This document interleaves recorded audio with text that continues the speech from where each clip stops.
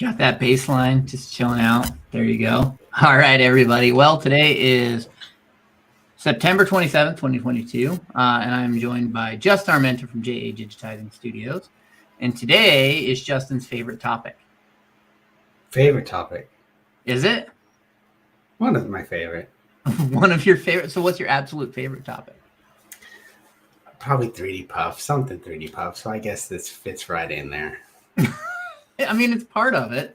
Yeah. So today we're actually going to be talking about foam. And I guess the uses and application of said foam. Correct. Different thicknesses, different densities. We have a viewer that actually is in the house, Dustin, that brought it up to me and asked me to maybe have us cover it on a live on the different uses. Like I said, the different thicknesses, different densities, different brands and whatnot, and what they're good for, what they're not good for. So let me ask you this question, Justin. If I needed foam right now and I went to Walmart, what foam would I buy? You wouldn't. I wouldn't, or I shouldn't. You shouldn't, I should say. I take that back. So if you're in a pinch and you have to get an order done and you don't have time to get foam that is designed for embroidery, it will somewhat do its job, the craft foam. It's not very dense. So you're going to have problems with it smashing down. You're going to have problems with it not tearing very well. So if you need some foam material to try to get a job done, then yes, go for it. But I wouldn't suggest that on a regular basis. I mean, I feel like you would probably put more work into the cleanup than it's actually worth using craft foam. Pretty much, yeah. But like I said, if it's something where you have to get a job done and you're willing to put in that hour worth of work of cleanup and fighting with it, then go for it. But I wouldn't suggest that on a regular basis. Okay. Well, I mean, I can dig that. So let's talk foam for embroidery then. If I wanted to go buy an embroidery foam, there's a lot of places you can buy it online. You can get it from Madeira, you can get it from Ganold. Right. I'm trying to think the company that I bought it from last time, but it escapes my mind. But there's, I want to say 3 or 4 manufacturers out there. I mean, you're carrying foam too. Correct. Right? Everybody's carrying different foam. So if I wanted to go out there and buy foam and I've never bought it before, how do you decide? Like, you're looking at all the different options, right? You've got extra dense, you've got normal. Like, what do you look for personally when you're going to go buy a foam? Okay, so I mean, there's a couple of different factors I think you need to look at. I mean, there's those vendors and those suppliers that everybody uses. So as far as ease of ordering and not paying extra shipping, ordering from one place or another, a lot of people just go with what they order from. If they get thread and supplies from Madeira, they get the Madeira foam. They have 2 versions. They have their standard that comes in an array of colors, standard 3mm. Then they have their bodybuilder, which is a little bit extra dense. It's also 3mm, but it only comes in black and white. So again, if you're using Madeira, some people go with Madeira. If you get supplies from Ganold, I really like their product. They actually have a Ganold dense that they come in a 3 and 4mm, and there is a array of colors in both. My partner, Sunfacer Manufacturing, they are carrying foam as well. I brought in some foam. It's a 3mm black, just black and white. It is a nice dense foam for everyday use. But I think that's the first factor of the ease of getting it. I know All Stitch carries an array of foams. They actually go up to like 5 and 6mm, I believe. There's a couple of different people in the industry carry the 5 and 6mm. But I think that's the first factor as far as what people are looking at as far as the ease of getting the foam. Another thing too is the project itself, and I think that's where we're going to go a little bit more into it. The project is going to dictate what density and what size foam is going to work well with the design without, again, fighting against yourself. Right. I mean, if you got super narrow satins, you're probably going to want to use a taller foam because it's going to compress down quite a bit. Right. Versus if you're using a wider satin, you can use a shorter foam. I know when I personally look for it, I look for the densest that I can find. And it comes down to I want to make sure, the denser it is, usually you can go a little bit higher. It'll stand up like more, I guess, blocky. It's got a sharper corner to it. Right. Mhm. So if you want a nice sharp corner, you're going to get something really dense. If you want a kind of more rounded corner, you're going to get something a little less dense. And again, you and I know we've done our research and we found some pretty dense foams. Yes, we have. For the uses that we like and the designs that we do in our competitions together. But I have noticed experimenting with the different kinds. I'm not sure if this will show up because it's black on black, but this one here that's got really thin lines. I was trying to. I did use the dense 4mm foam that I have because I really wanted, since it was kind of thinner lines in it, I really wanted to pop out, and it does. You can see it does quite a bit.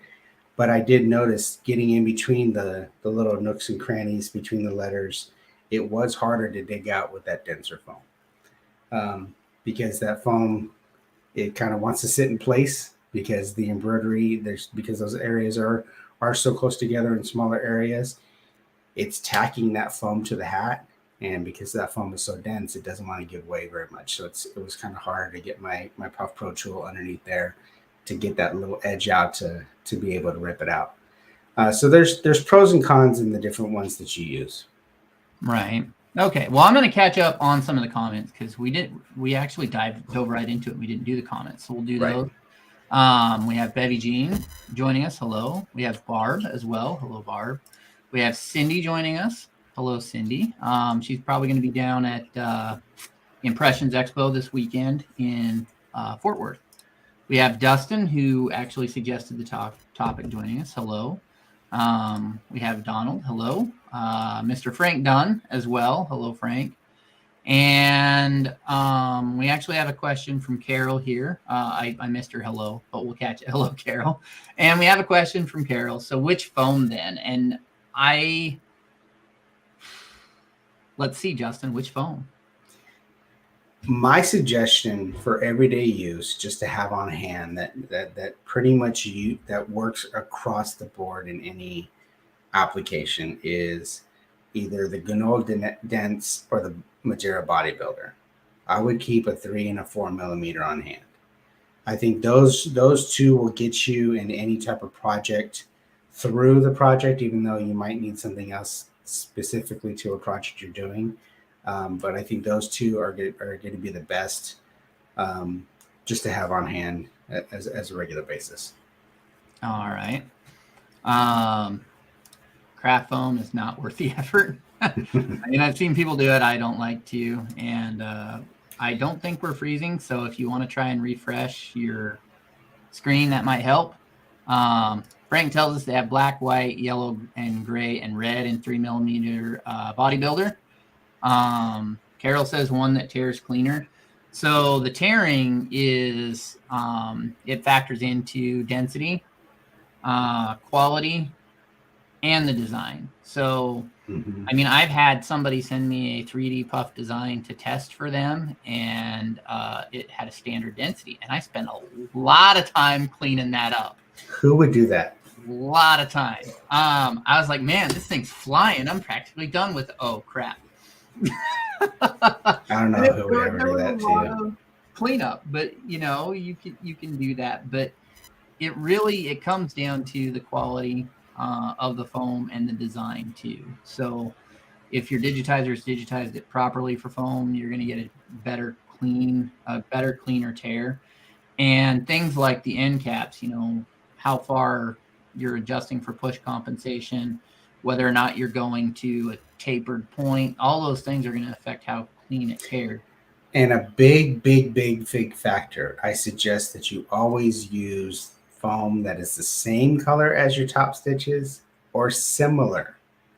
There's been many times where I'll send a design to a customer, they'll send a picture back and say, why do I see so much foam on the edges?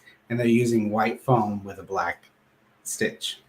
So of course, something like that is going to show every little bit of foam that's sticking out because the contrast is so high.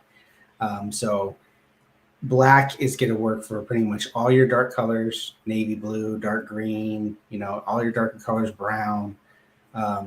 Use white on any of your lighter colors if you don't have an array of the foams.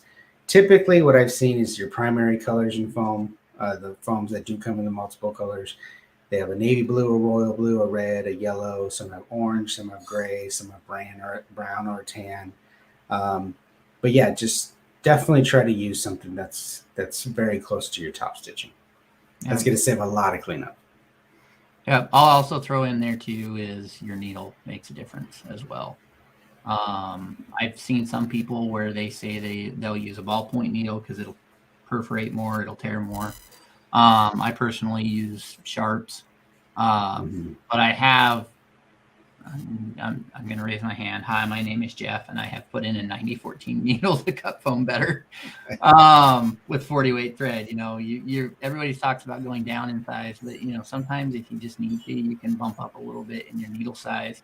You're going to make a bigger hole, but with that, you're also going to be tearing more into the foam.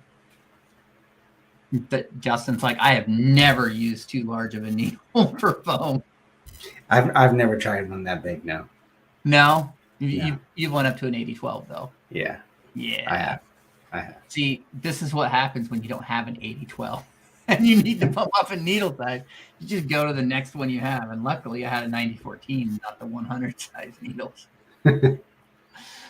So let's grab a question here by Dustin. Does the density of foam play a factor in the size of logos or design in general?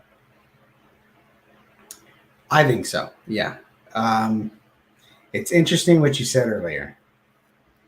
The thinner the satin, the higher the foam that you'd use. I'm actually in the thinking of opposite. Really? Yeah. Now, the density of the foam definitely makes a factor if you're dealing with skinnier or wider foams. But I have found, even though 6 millimeter, one other thing I got to add here, your machine itself is going to also dictate how much foam you can handle. You have certain machines where the clearance is not there to handle a certain height, and or there is machines where you can adjust the pressure foot height. Or some people just modify their machine when they want to cheat in 3D puff competitions. Hey, I did not use that one in the puff competition. That's true. But yeah, some people modify their machines so they get a higher clearance. But yes, that is another factor in this, where the machine can dictate how much loft you have to work with foam. But 6 millimeter foam, I know that's pretty much, unless you start stacking pieces of foam on top of each other, 6 millimeter is the max that I've seen sold from your embroidery suppliers. It's, in theory, cool to have something that high, but to me, it's almost like Jenga. When you build it too high, it starts getting wobbly. Yes.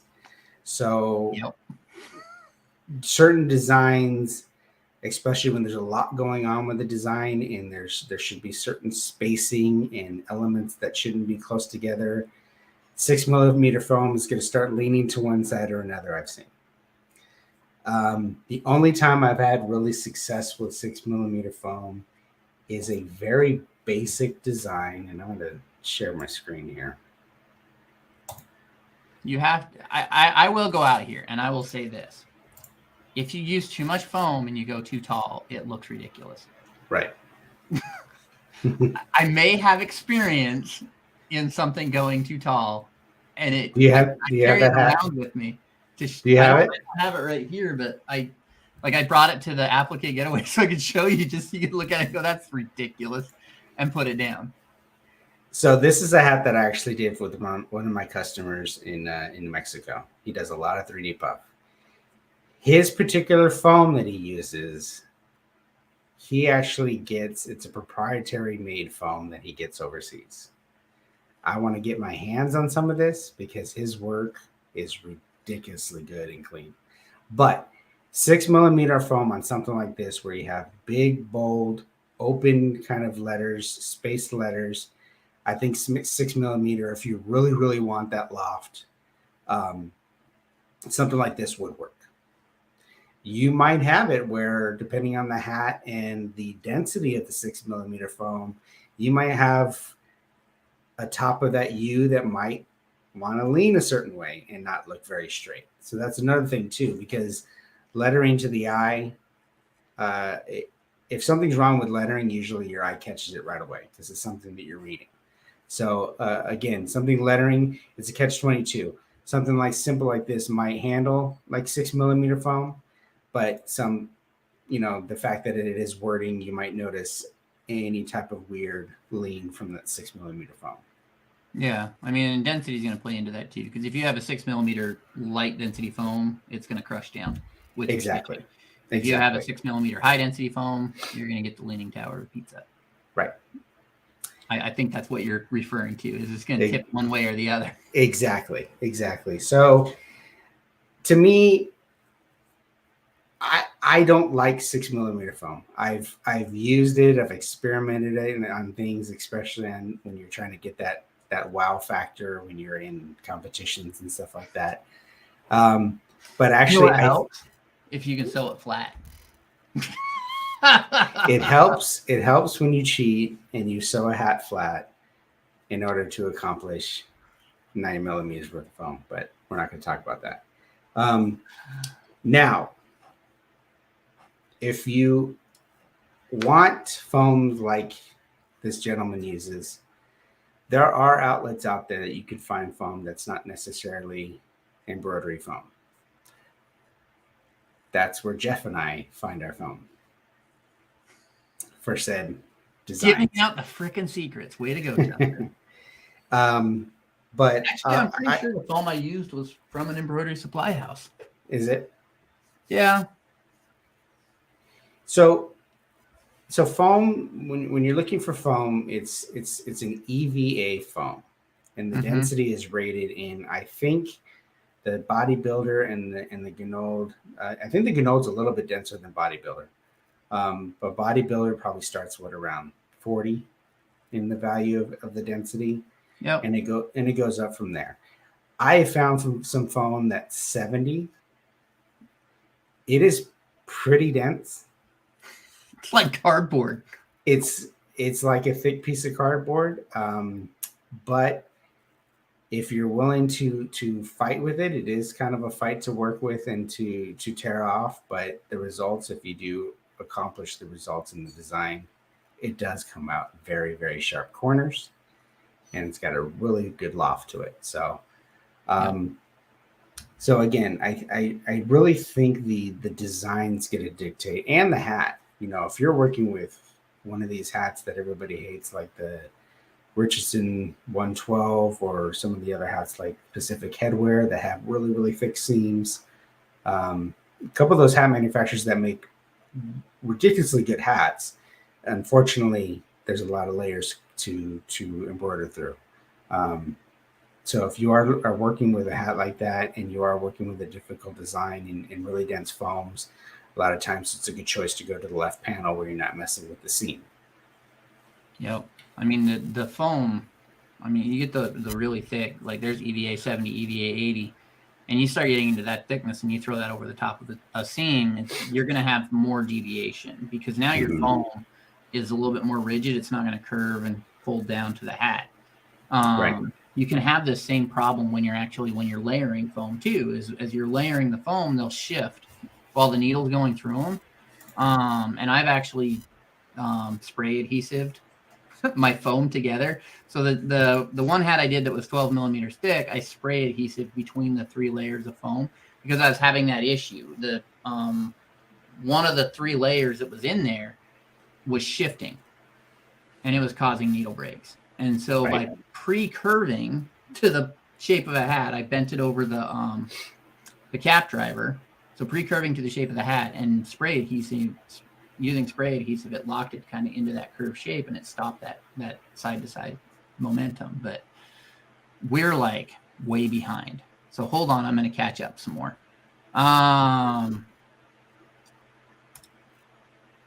We have Sedona in Florida. Fingers crossed that you make it through, Ivan. Breezy. Yep. Dustin says, other is I do have 6mm foam, which is fun, but doesn't seem efficient on most design.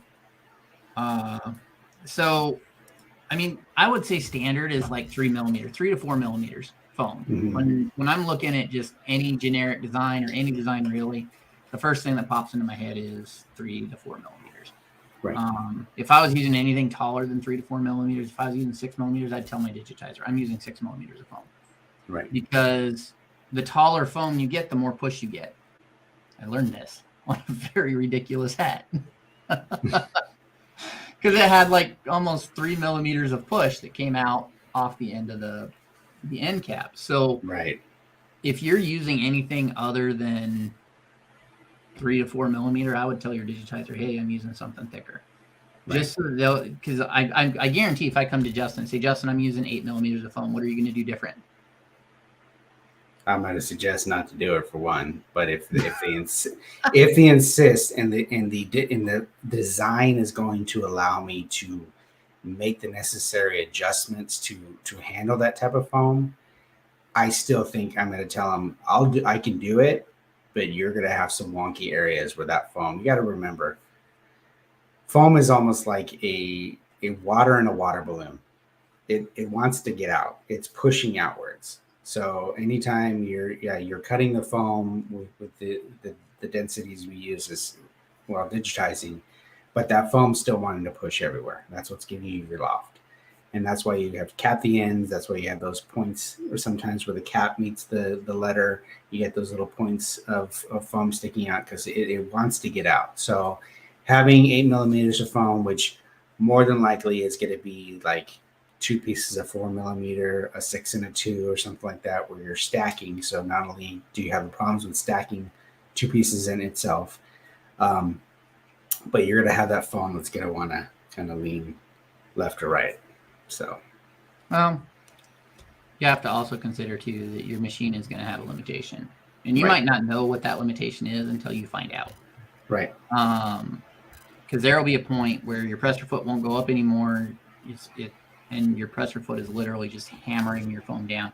You'll actually get a crater in your foam where the pressure foot was hammering because it was hitting so hard the foam can't rebound. So right. And you have to remember, you see these videos, and there's other groups, there's other digitizers that show these videos, and they're like, oh my gosh, look at this is 9mm of foam, and it's cool to see. It's a cool novelty, but most of my customers, and I think most of our listeners, are production oriented embroiderers. And you don't want to be fighting with a 6 head or 4 head and 8 head of a 9mm foam that's giving you all kinds of problems. You press start, and 2 seconds later, another head has a problem. It's not conducive to production. So that's definitely something you want to think about. It's definitely good for that one-off. I'm going to throw it on the shelf so when people walk in, they go, "Holy crap, that's cool!" And when people ask, it's not worth it.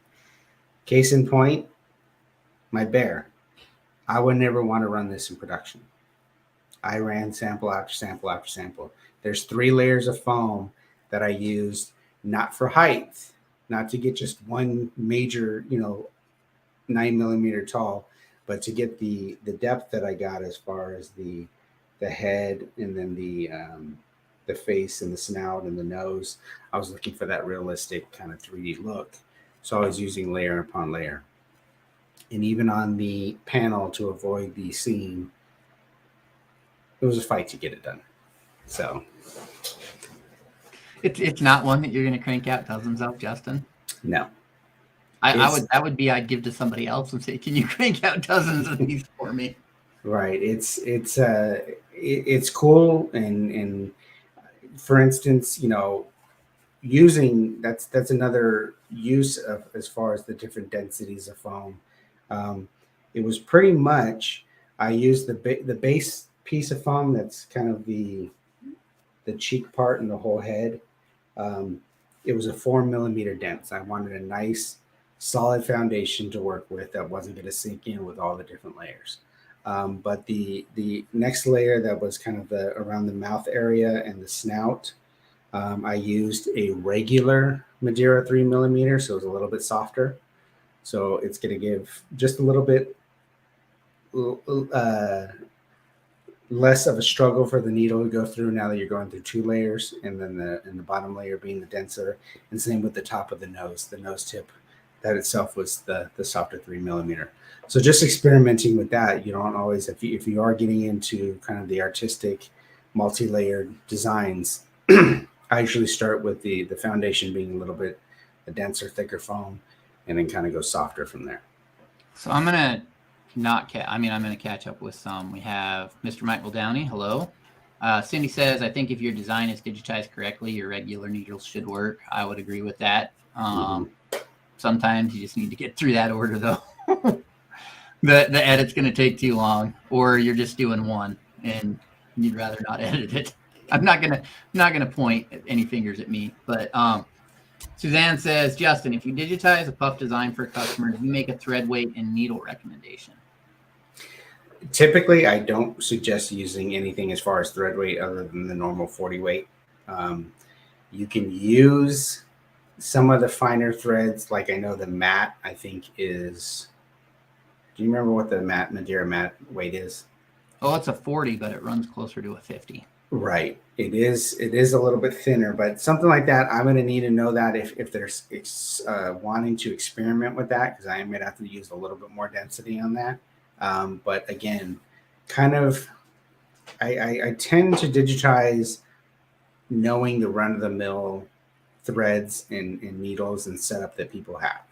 If there's something specific they have in mind that they want to try this or metallics and foam, that's a mixture that's really hard to get right. But if they tell me that ahead of time, then that's actually adjustments that I'm going to make on my side, knowing what they're going to use. But like Cindy said, what's on your machine normally for hats, typically it'll work for foam, and just the normal 40 weight threads is what normally people are going to have on their machine. So that's the kind of the way I base my digitizing off of.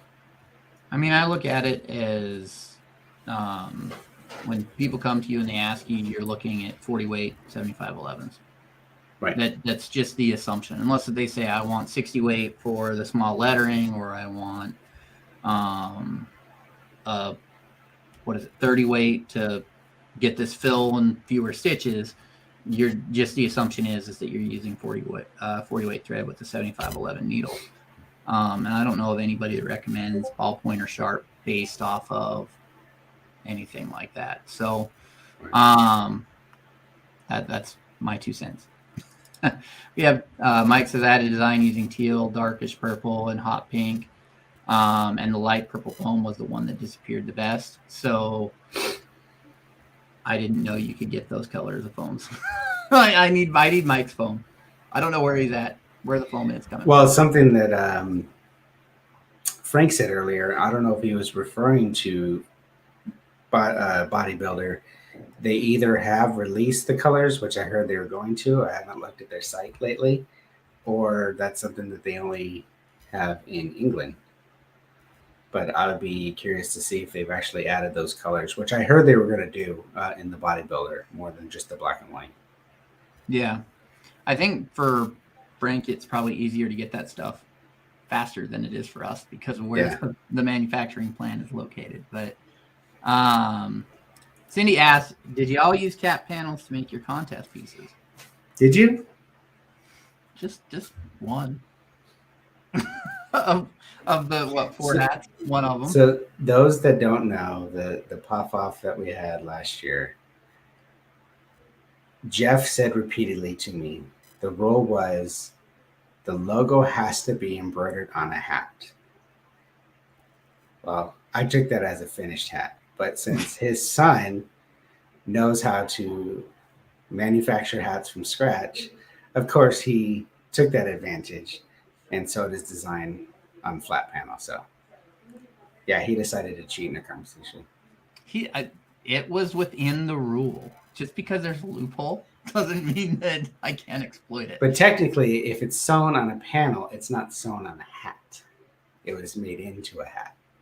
No, because it's the crown of the hat before you sew it on. So it's practically a hat already. It's just missing the sweatband and the brim. Gotcha. Okay. You know, Creative winning, Justin. Creative winning. Dustin says, I personally don't like using 6mm foam either because nothing turns out clean, but that is, of course, rookie learning. And I mean, I did that 12mm puff hat, right? And I've done some taller puff, and you have too. And what you tend to happen is you're going through that thicker puff, it perforates nice at the base, or no, at the top. But then at the base, it's kind of like stuck. It doesn't shear it all the way because the foam is starting to shift back and forth. So it becomes the taller you go, the harder it is to clean it up. Right. Justin agrees. I agree. Just, take that. Next time we'll sew it on a finished hat. We'll just add that finished in there, and then you cannot be grumpy. So let me go down here. Would you rather do metallic on foam or move to a cabin in the woods with no Wi-Fi? I need your answer on this one, Justin. It's important. See, what I would do is I would attempt the metallic on foam, get so frustrated, and then head to that cabin in the woods with no Wi-Fi. So I've actually had luck with the CR metallics, which is I want to say it's like Mylar wrapped. It's not a metal wrap. The only downside is, and I'll put this out there, is that when you use the CR metallics with the Mylar wrapping, the melting point of the thread comes down a lot. So it's easier to melt the thread by accident. Right, when you're doing the heat gun afterwards. That's what I was going to say. That's just another factor again where the thread itself, the quality of the thread and the materials of the thread is gonna definitely be a factor. The older school metallics that are wrapped in the metal, all I've seen is problems with thread break after thread break after thread break with that, trying to go through foam. There was one brand that I've heard from customers,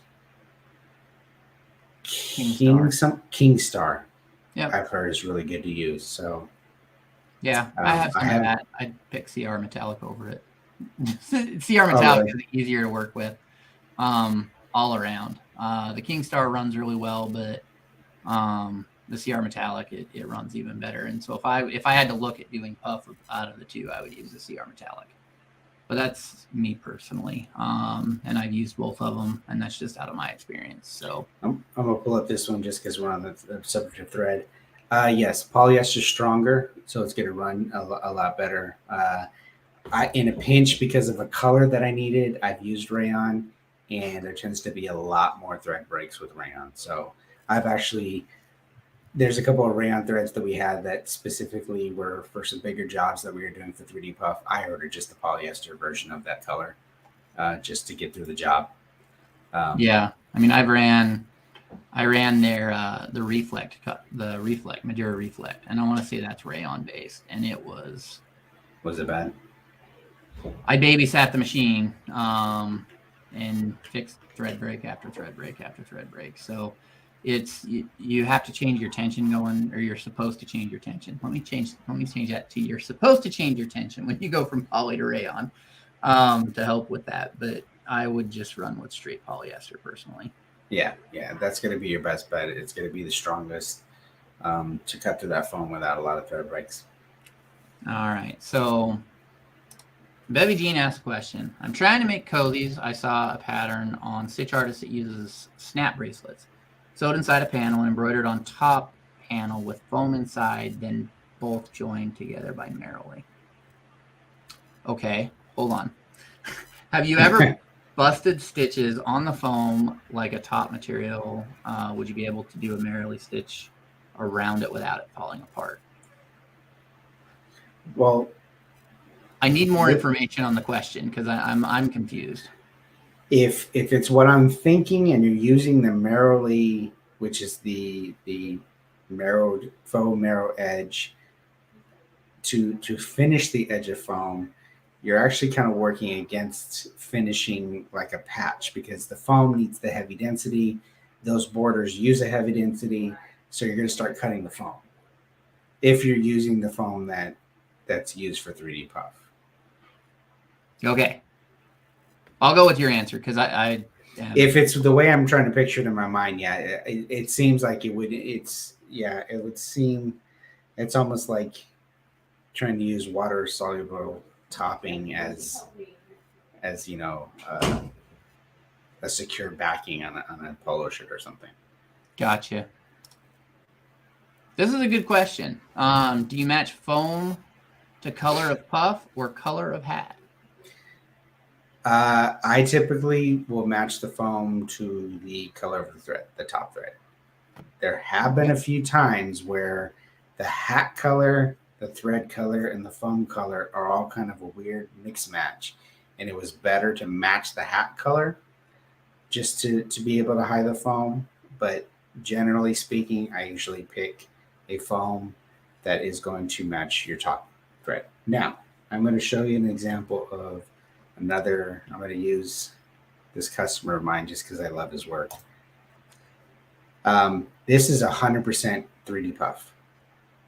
Now, again, because he uses a very, very dense foam that allows all this detail to be held up, and there's a side view. It stands up pretty well. Now, given the question at hand is what color thread to use or color foam to use, well, you now have a design that is using the majority of 3 different colors, black, brown, and white, that's going to be covering the foam. I have, depending on the colors involved in the design, he has come back a couple of times where, again, in digitizing for 3D puff, especially 100% 3D puff, I really got to play that fine teeter-totter of enough stitches that are going to cover the foam, but not enough that's going to smash down the foam. But I know what I tend to lean towards on this one, since the cutting edge itself is going to be the main part that you're going to have to clean up, which is the black edge. I would lean towards using a black foam, and then I just have to know that in the density and the stitch lengths of that white area, I do have to adjust it a little bit more to make sure that you don't see that black foam showing through. It's super hard to do things like if the border on this one was red and it's white foam, I always tend to go the opposite, just because those white fills on top of red foam, it's really, really hard to hide that red foam without coming through, without really hammering the density. So I'd rather have that little extra cleanup on the edge and make sure that with white foam, and make sure that that white fill in the middle is going to cover well. All right. So loophole. So Cindy actually asked, what is CR? And this, I Googled it because I honestly don't know what the CR stands for. But it's a blend of 68% polyester and 32% metallized polyester. Metallicized? It doesn't have the C. It just says metallized. Metallized? Yeah. So I'm not quite sure what the CR stands for, but it is a mix. And I want to say it's more like a Mylar that's wrapped. But I could be wrong. But it is... It runs a lot better in your machine. So polyester is probably better than rayon. I would say if you're doing 3D puff, I would say polyester is better than rayon. Yeah. So Mike says, I totally didn't see that turning into a valid talking point. We should do that. Make more random talking points. So Arno says that some bleaches rayon and doesn't shrink as easy with heat on puff, rayon lower tension, poly high. So, those are all really good points. And this is a question on the design that you just had pulled up. Is the black from underneath the white part of the ball? Yeah. So this particular customer is doing, like I said, he's doing a lot of 3D puff in his area. Most of his designs are coming through as 100% 3D puff. So I've even experimented a couple of times where he's come back and forth with me saying, this particular design with this particular combination of colors, choosing that foam color is definitely kind of swaying my way on how I do things a certain way. It does work well with his because his foam is a very, very dense foam. So I'm not worried about, smashing down a regular 3 millimeter Madeira foam with extra density. So it does work well with him and his particular foam he's using. I'm going to pull up one more of his here. This particular one I think it's a little bit easier because the main part of the design is white with a white border. So of course, using white foam, just these small little areas that have some colored foam, it's not going to be a big deal of covering the white foam. So this is a case where it works out perfect, where the majority of the fill and the white border that's cutting the foam is white. So white's going to be perfect for something like that.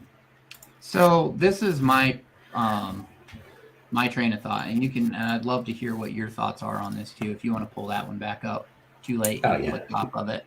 Let me grab it.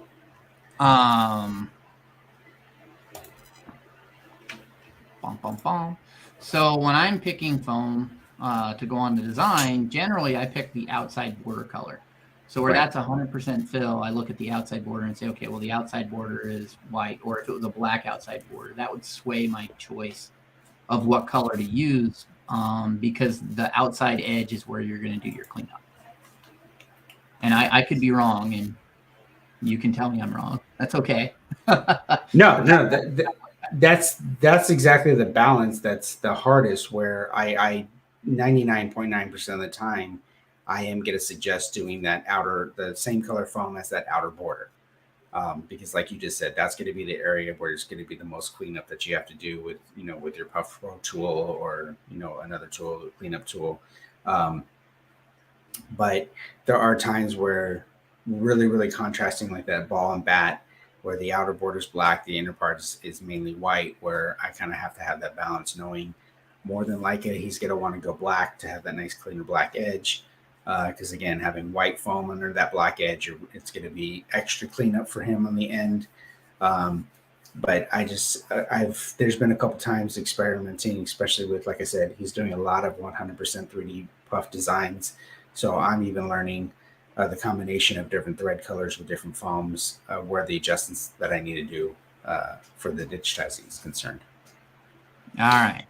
I'm going to bring up a comment here from Cindy that says, oh, I thought you were referring to a brand. So what brand is that? CR Metallic is made by Madeira.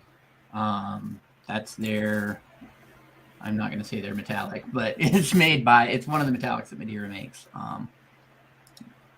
There you go. And Frank says, bodybuilder comes in white, black, yellow, orange, light pink, blue, light green, light brown, and gray, all in 3 millimeter. So I am looking right now to see if Madeira USA has those colors for us yet. Has those colors now, yeah. I knew it. Arno says, cool dimension, 3 millimeter, high dense, like Ganold or Madeira. So I think the ones that are in Justin's pictures, they're not Ganold or Madeira, and I don't know. That almost looks more like a 4 millimeter. It is a 4 millimeter, but like I said, this particular customer does use a proprietary blend that he has made overseas that he actually gets made for him. I think it's great looking foam. I'd like to try it. Something like this, if I'm going to be running it, I would definitely use 4 millimeter Ganold dense.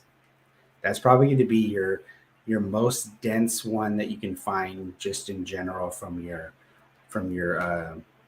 everyday manufacturers that you use or suppliers that you use for Madeira, Ganold. Not to say that the rest of them aren't any good, but Ganold 4 millimeter dense is probably going to be your most dense in those everyday brands. Yeah, and Arno says Ganold has that concrete dense. It's pretty dense stuff. Cindy asked, so on the Go Ahead logo, was that one piece of foam? Yes, it was. All right. And I'm guessing that's an EVA rating, C65, C60. That's what I would go. So I'm not seeing other than black and white in the USA Madeira. So that's something that Frank can get. So that's kind of cool for him. In the bodybuilder, we can get it in the regular, but not the bodybuilder. Right. So hopefully that'll hit the US stores here soon, because I actually talked to somebody in Madeira probably like 2 years ago, and I just assumed the pandemic going on was halting something like that. But it does look like the Europe, or at least England, does have the color, so that's kind of cool. Jealous. Yes, I'm Just very a jealous. little bit. But there we go. So, man, we're going through. It's 46 minutes in, Justin. Oh wow. Yeah. So, if you had to go out and buy a foam today, what would be your top choice? If shipping didn't matter, convenience didn't matter, cost didn't matter, what would you go out and buy? The everyday stuff is the Ganol 4mm when I really want that like you said, that really sharp hard edge and something to stand up well. That's going to be the 4mm are going to be all the stuff like you see on his designs, that are a lot of surface area, a lot of stitches, um, a lot of detail on it, so it holds up well. Something like this is one of the hats from our puff off. Because of the detail and the split in the foam and whatnot, I actually use just the 3mm bodybuilder, because I was looking for that a little bit softer because of the detail and the smaller features on something like that. This is a design here that's actually from a local um, clothing line that does a ton of hats with us. Something like this every day. We use bodybuilder 3mm. It works well with the gaps that are needed in the hat and the detail of the hat. So the two that I always have on hand are the 3mm bodybuilder and the 4mm Ganol Dense. Got it. I have everything. It's just a lot of everything. But like, what foam am I going to use today? Right, but like I said, there are different foams out there. If you do a little bit more digging, I know there is a couple of people out there that are pretty popular as far as showing off 3D puff designs that use foam that is in shoe manufacturing, the soles of the shoes. So that's another foam that has a certain density to it that holds up obviously well for embroidery, because I've seen a lot of success with that. I'm gonna disclaimer that the Embroidery Nerd recommends that you use embroidery made foam and nothing overly hard that will break your reciprocator. Right. But, that is true. But the foam that my partner at Sunfacer, that one I brought on, I've actually used quite a bit. It is 3mm and it is only in black and white, but that is a good everyday foam to have on hand as well. Just for and typically most of the time when you're thinking 3D foam, you're thinking the kind of the run of the mill like MLB designs that kind of where it got its popularity from. And it's typically a flat outline with a nice bold letter. And when you are running designs like this, pretty much any of the embroidery design foams are going to work well for you. I would run this any day with a 3mm foam, and you're going to have a nice design look to it. If you are looking for that little oomph more, or you are doing a design that has a lot of stitches to it, like those 100% designs, I would definitely lean towards the 4mm dense. If not, if you find one of these kind of off brands like Jeff and I have found, the ones that are used in the shoe manufacturing, or there's ones that I've used in cosplay. The people that make those cosplay outfits, they use EVA foam and they use different densities. But like Jeff said, disclaimer, be careful when you're using those, just because we don't want you to break your machines. I would definitely test them out first, depending on the design, depending on the project. And yes, if you are trying to do something a little bit different than that's the norm, I would definitely talk to your digitizer about it so they are aware of what you're trying to do, what specialty threads, what specialty foams, whatever it may be, because there may be a little bit of adjustments that they need to make in the design. Yep. I would also make sure that you reach out and find out your machine's capabilities from the manufacturer. You know, Correct. if your machine can only sew 6 millimeters of foam, um, putting 9 millimeters of foam on there is going to be very hard on your machine. Right. So I would definitely recommend knowing what your machine's limits are, and your manufacturer should know that and should be able to tell you, okay, well, this is what's supported on your machine. And then I would just as, and this is from somebody that modified his machine slightly so that he could sew thicker puff. I would not do that. I would stay a millimeter or two underneath that and just know, you can do the math. If you're going to do 3 layers of foam, then, if it's 3 millimeters of foam to get to 9, or it's 2 millimeters to get to 6, know what kind of combination you're throwing together so that you don't mess something up on your machine, because it really sucks to straighten out a presser foot after you've bent it on foam.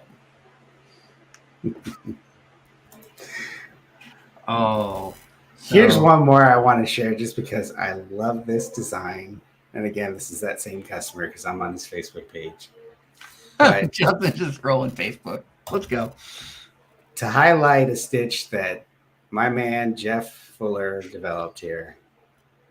This is our serpent design that we put out a font on. I have adapted that style into a few different designs, but this one, nice, thick, bold, with that really good foam that he's using. Something like this, it's just awesome looking. It's nice and bold. It's got the texture to it, but I thought that was really cool that he made this design. And I was even skeptical. And another thing too, one more thing before we go. Depending on the machine you have, it's going to dictate how wide of a stitch you can go. That particular customer, I think he's running Baradin. Yeah, he is running Baradins. Before that, I've had a few ZSK customers telling me, when I'm telling them, hey, I like to stick around max 10 to 12 millimeters wide before it triggers that trim code on the machine. I've had ZSK customers telling me, no, push it to 14. And it's like, okay, if it works for your machine, more power to you. It gives me more room to not have to modify designs to work for 3D Puff without, going on to full-on fill stitches with borders. This particular customer too, I pushed it as wide, I think it's 16 millimeters, and his stuff has worked. So if he wants to run with all those ka-chunks, right. Every time my machine fires one, I whip around. Even if I know it's in the design, I still turn around. I can't imagine running 200 hats with those firing off all the time. Exactly. Yeah, because you're definitely going to, if you're in his embroidery room, I'm sure you're hearing that ka-chunk, ka-chunk, ka-chunk when it jumps to those wide stitches. But that's just one more factor that you need to worry about, because, you're definitely looking for designs that have a nice wide stitch to get that bold 3D effect. But you have your limitations there as well, as far as your design, as far as your machine. Yeah. I think it's 3 jump commands trigger a trim, and then it's a stitch longer than. It's actually something that in a lot of machines you can change it in your control panel. You can change the length that it'll fire a trim on. But I've seen people do that so they can get wider puff, and then all of a sudden their machine's not trimming in between letters anymore, because now it jumps over. So it's kind of a double-edged sword. Right. Exactly. But I don't know if there's anything else you want to throw out there, Justin. I think that's it. I think Dustin's in the comments. If he has anything, it looks like he got his questions answered. So Dustin was the one that was good enough to write me and say, hey, this is a topic that I'd like to see covered, and had some questions about it. And if anybody has anything else that they'd like us to cover, contact us either on the Embroidery Nerd page or us individually. All of us are on there. Social media, we're on everything. You can reach us one way or another. All right, Justin, I'm going to pull you in a tough question because I want to see how you answer this. It's off topic, but what are your feelings about the cheap Chinese 15 needle machines? And that's enough time for today. And I think we got to go. This is where you need that hard cutoff, right? Like on the half. Yeah, where's the half cutoff when we need it? They always wait to the end to pull up questions like this. I don't like giving my opinions on stuff. I've always been a Tajima user for the last 28 years. They're workhorses. I know the big names in the industry like ZSK and Barradin and Happy. I mean, Tajimas are solid machines. It's, a lot of times, and I can say this from experience, when you buy a machine, you're also buying the company that stands behind the machine. Right. Exactly. I was about to say that. That's the only thing I could say is if I don't know anything about that machine, I would definitely check in to see what the reviews are as far as the company itself and how they are in tech support and if they're there to help you. So if you do have a problem with the machine, you know that they're always going to be there to help you get it fixed. I mean, you're always going to have a problem with the machine. We'll just say that right now. You're always going to have a problem with the machine. It's just whether or not that company is going to be A, still in business, B, making parts. I know with some of those companies that their technical support is in the country of origin. And so you're trying to get a hold of technical support that may not be on the same hours as you. Which, I mean, that might work if you work at night. Like, if you're a late worker or if you're during the day, it might be more practical to get somebody that works on the machines at the same time that you're working on the machines. But, really, you can have the best machine in the world, but if it breaks and you can't get it fixed, it's a great paperweight. Right. If you have an okay machine that anytime you have a problem with it, it's fixed instantly. They have a tech close by, their service is there. Really, that's what it comes down to. When you're looking at buying a machine, it comes down to the company that's carrying it. Right. And the ones that have the distributors in the US, like, even though Tajima is, it's a foreign made machine. Yep. But when you have those distributors throughout the US, depending on where you're at, you're pretty much going to be able to find somebody in your time zone, someone to speak to within 24 hours, if not get a tech down to you within, hopefully within the week if needed. Those are just something that when you are buying from those established companies, you are going to have that security of the support. Yeah, because sooner or later you're going to need a tech. I'm just going to put that out there. You're going to need a tech. There's going to be something that you just can't fix yourself. A lot of those companies say, well, you can fix all the problems. We'll do it over the phone with you. And, sometimes you just run into the fact that you can't fix it over the phone. Exactly. You need somebody there with their hands on the machine. And so you just have to look at that when you're, it's a level of risk no matter what you buy. And it's just whatever you're comfortable with. So correct. I think we towed that line really well, Justin. I think so. But with that ending note, I'll go ahead and say we've got virtual applique giveaways coming up here pretty soon. Registration for that is opened. Impressions Expo Fort Worth is this weekend. So for those of you that go to that, have an awesome time. Other than that, that is Justin Armenta from JA Digitizing Studios, and I'm Jeff Fuller from Fuller Embroidery Works. We'd like to thank you guys for your time, and you guys have a great night.